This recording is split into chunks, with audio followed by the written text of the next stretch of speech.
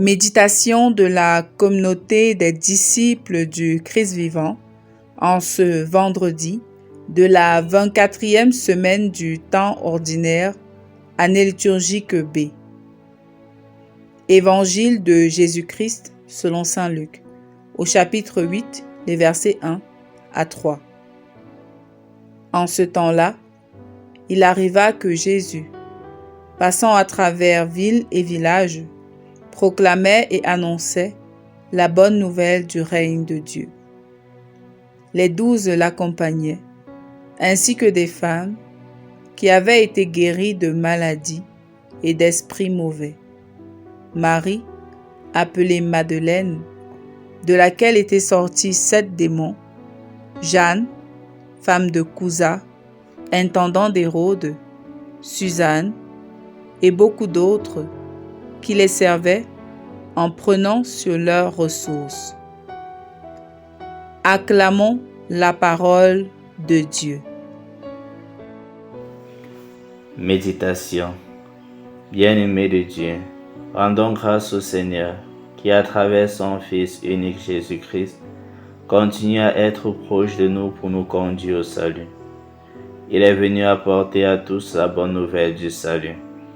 Et comme le rapporte l'évangéliste Luc, il passait dans les villes et villages, proclamant la bonne nouvelle du règne de Dieu.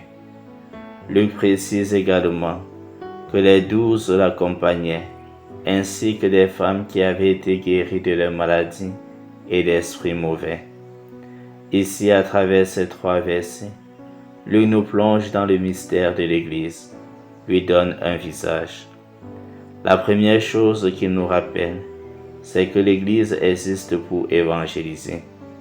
Elle est chargée d'annoncer au peuple païen la bonne nouvelle du royaume des cieux, de les ramener sur le bon chemin et de les conduire vers le Père céleste.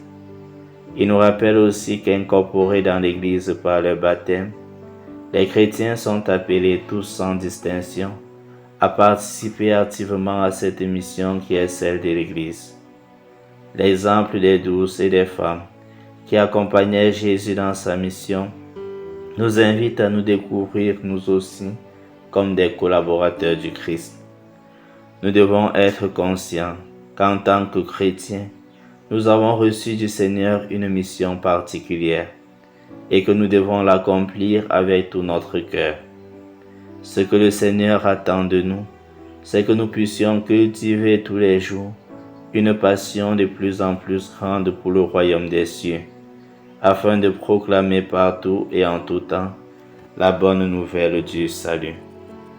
En méditant sur l'évangile de ce jour, on ne peut ne pas être émerveillé par la passion et le zèle qui animaient notre Seigneur et Sauveur Jésus-Christ quand il passait à travers les villes et villages pour inviter les hommes et les femmes de ce monde à la conversion. Nous devons demander au Seigneur ce même zèle pour que nous puissions travailler à notre propre conversion et à celle de nos frères et sœurs.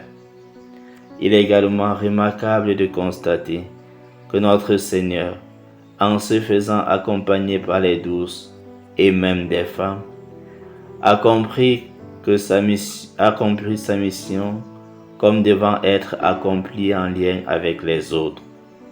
Oui, frères et sœurs, notre mission de chrétien doit être accomplie en lien avec les autres, dans un esprit de communion et de fraternité.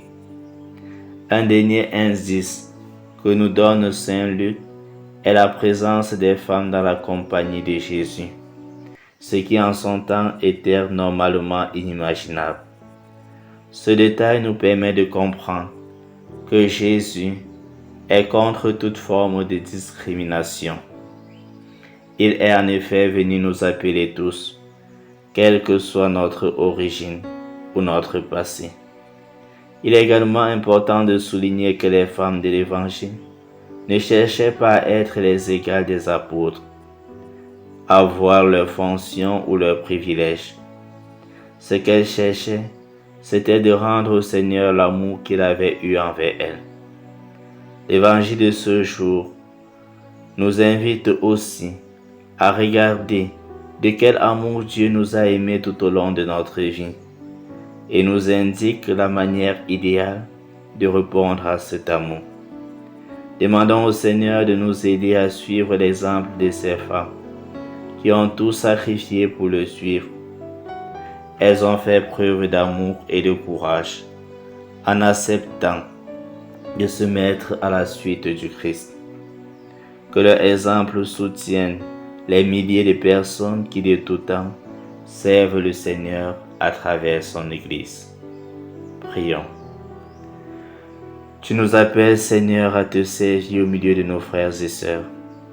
Donne-nous le même amour et le même courage qui animait ces femmes qui t'ont suivi, afin qu'ayant été purifiés par ta grâce, nous demeurions fidèles à la mission reçue de toi.